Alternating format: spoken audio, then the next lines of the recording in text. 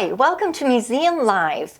My name is Marilyn Thompson and I'm the marketing director here at the History Museum. We're celebrating the 125th anniversary of the year that J.D. and Anna Oliver moved into their new home at 808 West Washington Street in South Bend, Indiana. Copshaholm, as they would later call it. And we were thinking, wouldn't it be fun if we could travel back in time to the year 1897 and visit with Mr. Oliver? If we could, questions in hand, it might look something like this.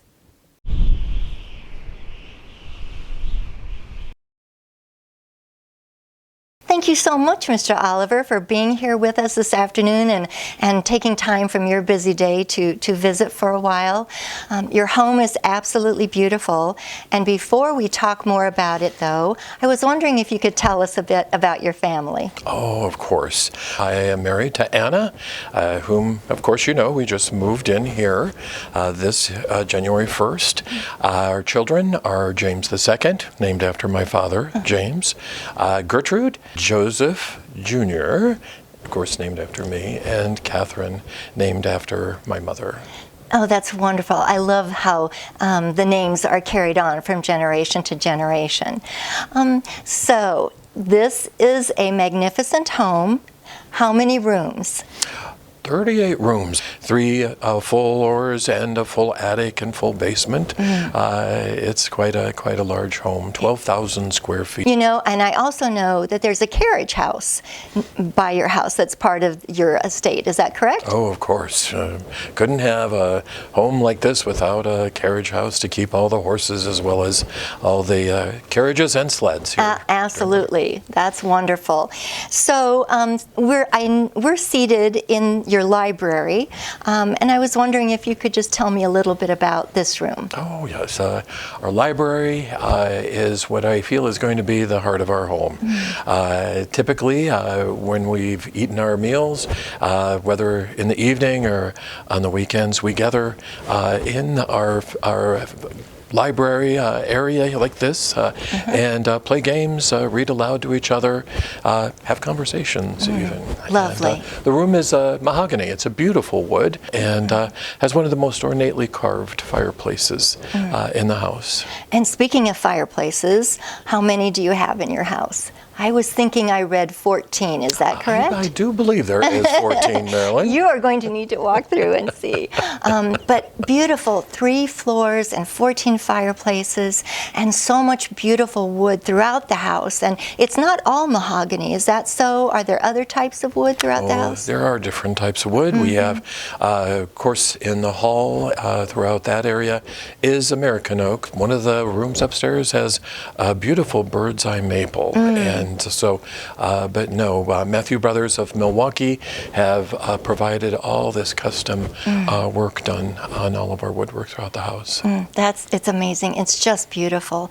And you mentioned that the library is a room that you use often after the dinner is over and you and your family will come in here and gather. But I believe I've also understood that it's not a room where you entertain formally. That room is reserved for the main hall. Is that correct? Of course, yes. The library primarily would be our family room. Lovely. So, yeah. So there's another room that I was hoping you could tell me about. It's on the 2nd floor, and it's one of your bedrooms, but I've heard you refer to it as the Wells bedroom. Oh, of course. That's my mother-in-law's favorite room. She's a frequent visitor here to South Bend to see Anna and, of course, the rest of the family. I see. It has a nice, airy bedroom. Okay. Oh, that's lovely. And there are so many beautiful views from the various windows in your home.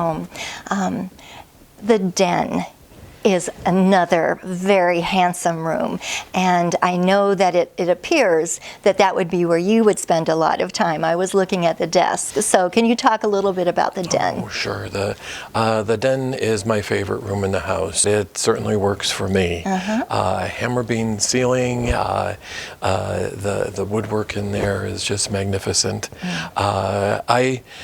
Thought I would be spending a lot of time in there by myself, but the children seem to track me down and find me in there. So I enjoy having them come in and visit me. Oh, that's just lovely. I'm so happy for you and your family. You spoke earlier of your father, James, for whom your oldest son, James II, has been named. So I know that you are in business together. Can you tell us a little bit about that? Oh, sure. My father founded the method of chilling the plow blade to make it sturdier, and has created a wonderful product, which I feel that I have been instrumental in helping to market for him, and business has been just going phenomenally for us. We've had our ups and downs, of course. There's been depressions and whatnot throughout the time, but it seems like people always need a good sturdy plow, and that's what we provide. That's wonderful. And your factory actually is fairly close to your house, is that correct? It's just 3 long blocks south of here, so I'm able to come home for lunch if I choose to, which typically I do. It's kind of nice to have lunch here. So. Oh, of course it would be. That's wonderful. I have just one more question for you today, and thank you for giving of your time so graciously.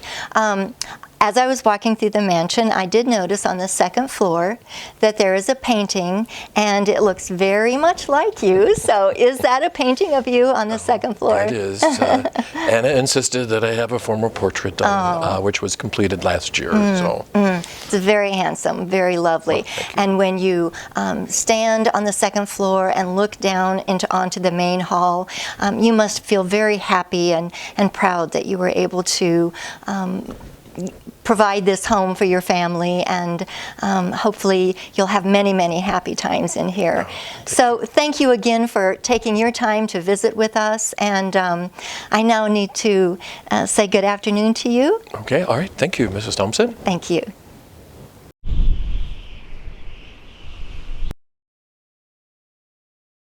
It was 1988 when J.D. and Anna's 3 grandchildren donated the mansion to the History Museum.